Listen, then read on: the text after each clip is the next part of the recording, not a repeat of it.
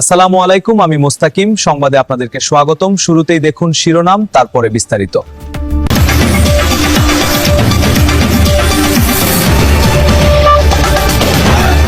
ডান দিকে তাকাচ্ছি, আন্তর্জাতিক খবরের দিকে মনোযোগ দিন। বিশ্ব মানচিত্র দেখুন, এই প্রতিবেদনের বিশদ বিবরণ পরে আসবে। খেল দেখাচ্ছে তেহরান। বিশ্ববাসী অবাক হয়ে দেখছে সুপার পাওয়ারদের দম্ভ কিভাবে তাসের ঘরের মতো ভেঙে পড়ছে। ইরান প্রমাণ করে দিচ্ছে তারা শুধু শত্রুদের হুঙ্কারের বিরুদ্ধে রণহুঙ্কার দিতেই জানে না, বরং শত্রু শিবিরের ঠিক কোথায় আঘাত করলে সবচেয়ে বেশি রক্তক্ষরণ হয় সেই জ্যামিতিও তাদের নখদর্পণে। একের পর এক চালে ইসরায়েল ও যুক্তরাষ্ট্রকে নাস্তানাবুদ করে ছাড়ছে তেহরান। এতটাই নাস্তানাবুদ যে এখন আবোল তাবোল বকছে নেতানিয়াহু, ট্রাম্প। গত 2 সপ্তাহে যুদ্ধের সমীকরণ বদলে গেছে নাটকীয়ভাবে। যুক্তরাষ্ট্র ও ইসরায়েলের হামলায় ইরানের সর্বোচ্চ নেতা নিহত হওয়ার মতো ট্র্যাজেডি ঘটলেও দেশটির ভিত বিন্দুমাত্র টলেনি।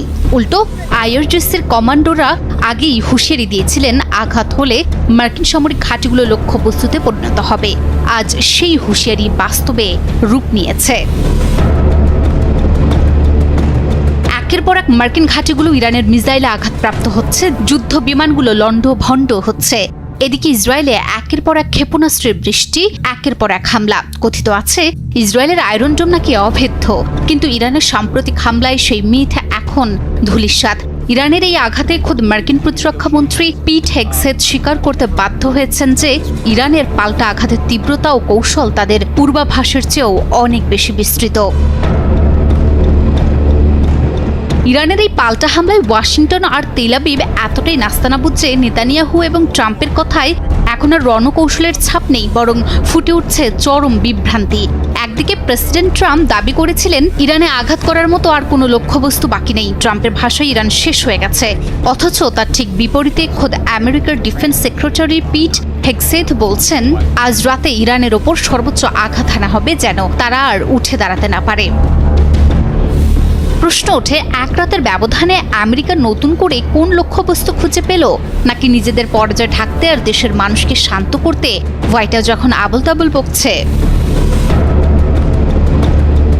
বিভ্রান্তির এই মিছিলে পিছিয়ে নেই ইসরায়েলের প্রধানমন্ত্রী নেতানিয়াহু।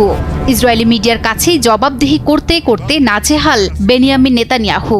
যে যুদ্ধের শুরুতে লক্ষ্য ছিল ইরানের সরকার উৎখাত করা, আজ সেই নেতানিয়াহু বলছেন সরকার উৎখাত তাদের উদ্দেশ্যই নয়। তাহলে কি বিশ্ববাসী এতদিন ভুল শুনেছিল?